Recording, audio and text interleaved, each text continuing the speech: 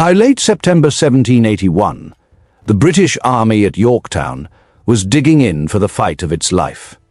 Redoubts were being strengthened, artillery was being hauled into position, and the narrow streets of the little Virginia port town were filling with soldiers who expected a siege.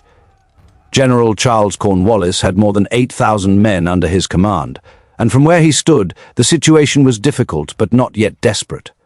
The Americans and their French allies were somewhere to the north, marching, maneuvering. But armies had marched before. Sieges had been endured before. As long as the Royal Navy controlled the sea, Yorktown could be resupplied, reinforced, or evacuated. That assumption, that the sea remained a British highway, was the invisible foundation on which Cornwallis had built his entire position. What the men inside the defences did not yet know, what they could not see from their earthworks overlooking the York River, was that the foundation had already cracked. Somewhere beyond the horizon, a French fleet was sealing shut the one door Cornwallis absolutely needed to remain open. The true battle for Yorktown was not being fought inside the town's fortifications. It was being fought where the Chesapeake Bay meets the Atlantic Ocean. And by the time the first great cannonade of the siege began, Cornwallis had not lost his redoubts, his artillery, or his fighting spirit, but he had lost the war for his escape. The story of Yorktown is usually told as a story of armies. George Washington and the Comte de Rochambeau marching south, trapping Cornwallis on a Virginia peninsula, and forcing the surrender that broke Britain's will to continue the war. That version of the story is not wrong, but it is dangerously incomplete. It forgets the sea. And in the fall of 1781, the sea was everything. What happens when an army is trapped on land? But its survival depends entirely on control of the water.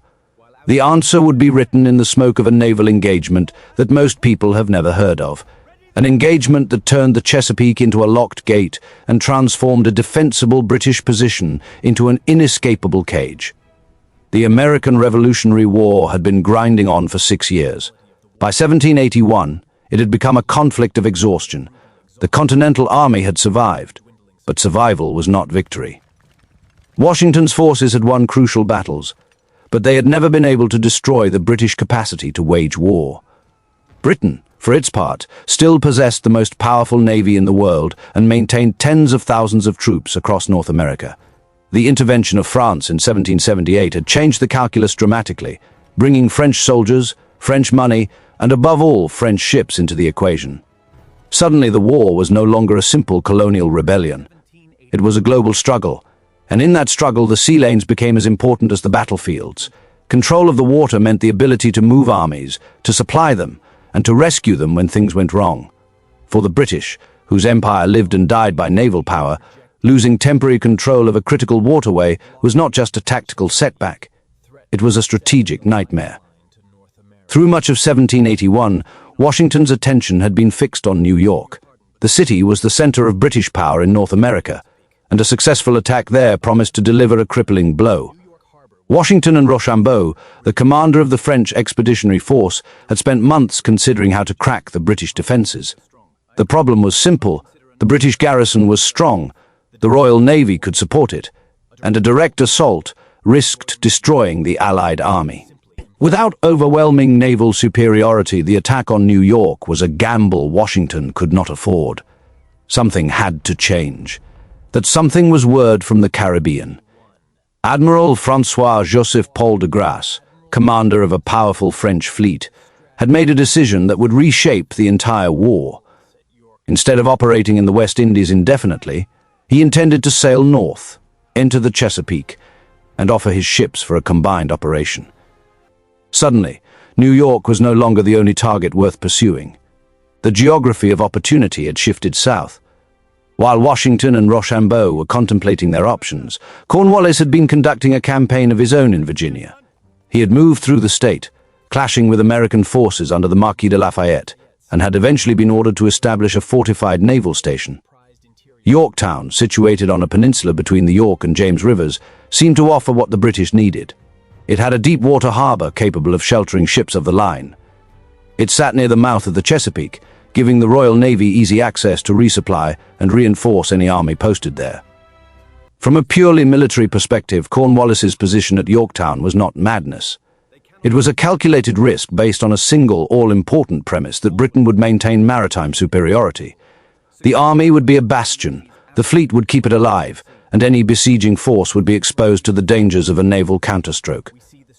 What made the calculation so fragile was not the position itself, but the fact that the premise had been placed in the hands of admirals thousands of miles away. In late August, the premise began to crumble. De Grasse arrived off the Virginia coast and moved his fleet into the Chesapeake Bay. With him came not only more than 20 ships of the line, but also vital siege artillery and additional French troops. His arrival instantly transformed the strategic picture. A French fleet anchored in the Chesapeake was a wall of wood and iron standing between Cornwallis and the outside world. The British army at Yorktown was now for the first time genuinely vulnerable to isolation. Washington and Rochambeau, who had been carefully deceiving the British into believing that New York was still the target, seized the moment. They began moving the Allied army south with a speed that caught the British High Command off guard. The trap was being assembled from two directions. On land, thousands of American and French soldiers were flowing toward Virginia. At sea, de Grasse was making sure that no British ship could reach Cornwallis without a fight. The British did not remain ignorant for long. By early September, intelligence reached New York that a large French fleet had entered the Chesapeake. The news landed like a thunderclap. Admiral Thomas Graves, commanding the British fleet in North America, understood immediately what was at stake. Cornwallis and his army were now cut off unless the Royal Navy could punch through and reopen the sea lane.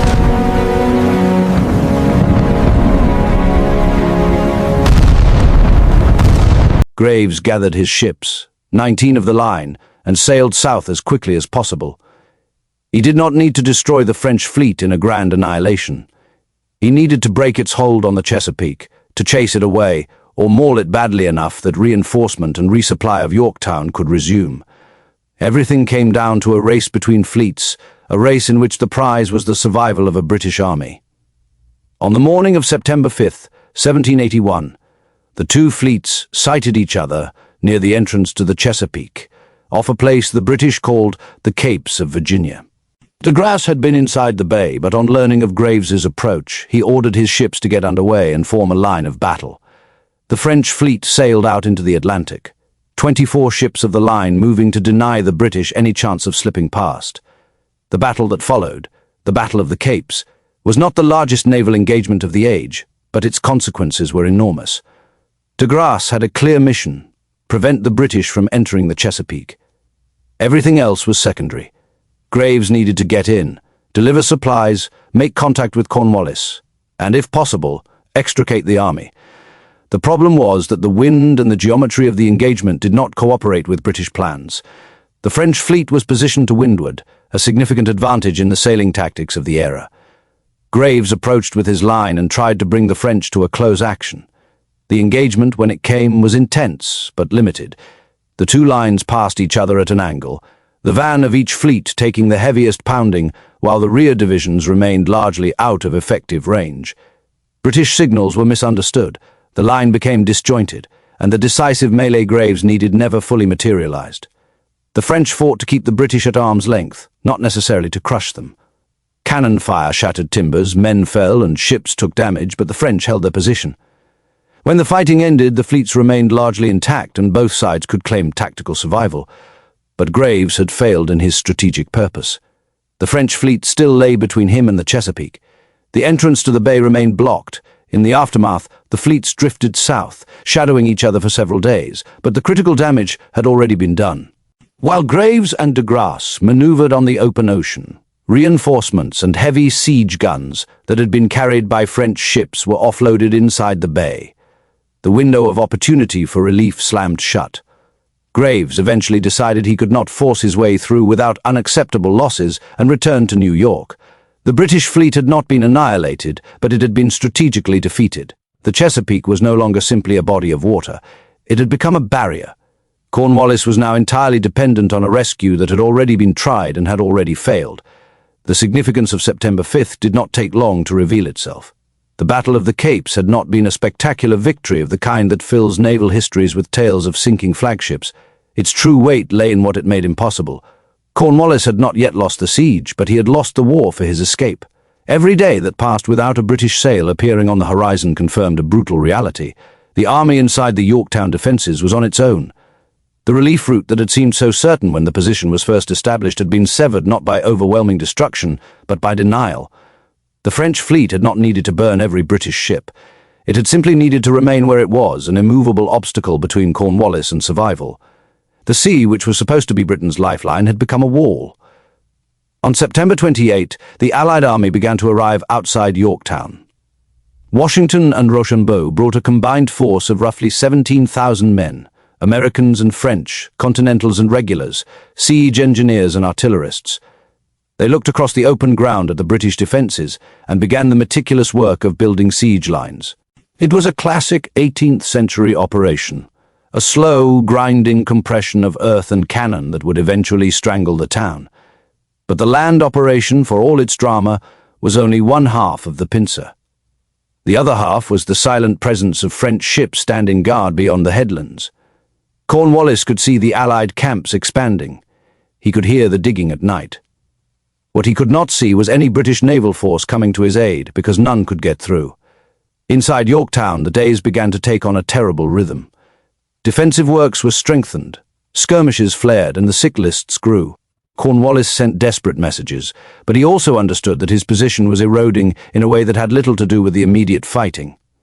The army was not starving overnight, but it was being slowly drained.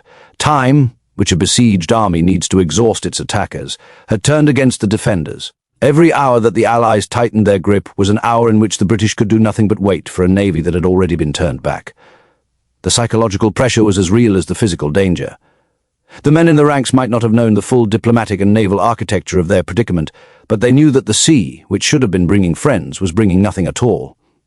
Then, on October 9, the great guns finally opened fire. The first Allied cannonballs arced across the sky and slammed into the British positions, and the siege in its visceral, thunderous form began. It is here that the documentary's title finds its meaning. Britain lost Yorktown before the first shot was fired, does not pretend that no shots were ever exchanged. It acknowledges the days and nights of bombardment, the casualties, the storm of iron that rained on the defenders. What the title captures is the strategic sequence that had already played out. By the time the artillery began its work, the crucial battle, the one for access to the sea, had already been decided. The French fleet had denied the Royal Navy the ability to alter the situation. Cornwallis's army was not physically beaten before the first cannon fired, but the conditions that would make its defeat almost unavoidable were locked in place. The bombardment was the visible punishment of an army that had already been strategically isolated. The cannons were finishing what the naval contest had begun. As the siege progressed, the Allied lines crept closer. French and American engineers dug parallels and saps, moving the artillery forward with cold precision. British redoubts fell one after another and the perimeter shrank. Cornwallis did not simply sit idle, he attempted sorties, spiked guns, and looked for any way to disrupt the siege. But the arithmetic of the situation was remorseless. On land, the noose tightened. At sea, the noose had already been tied. The only remaining hope was a last-ditch evacuation across the York River to Gloucester Point, where a small British detachment held a position. From there, perhaps, some portion of the army might break out and march north. It was a desperate plan, but it was the only card left to play. On the night of October 16, Cornwallis began loading troops into boats for the crossing. The operation was hazardous under the best conditions. In the middle of a siege, with enemy forces alert and the weather threatening, it was a roll of the dice. A sudden storm swept in, scattering the boats, drenching the soldiers, and rendering the river impassable. The attempt collapsed. The last escape route, the one that might have salvaged a fragment of the army from the wreckage, was swallowed by wind and water. The land had closed. The sea had closed. Even the sky seemed to conspire.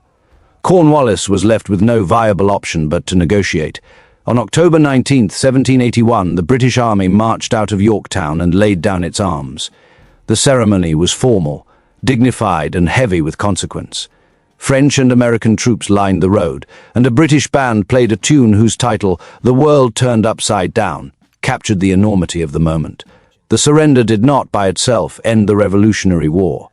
Fighting continued for more than a year, and British forces remained in places like Charleston and New York, but the political shock of Yorktown traveled through London like a seismic wave. The loss of a whole army, combined with the demonstrated power of a combined Franco-American operation, made the continuation of the conflict increasingly difficult for a war-weary British public and Parliament.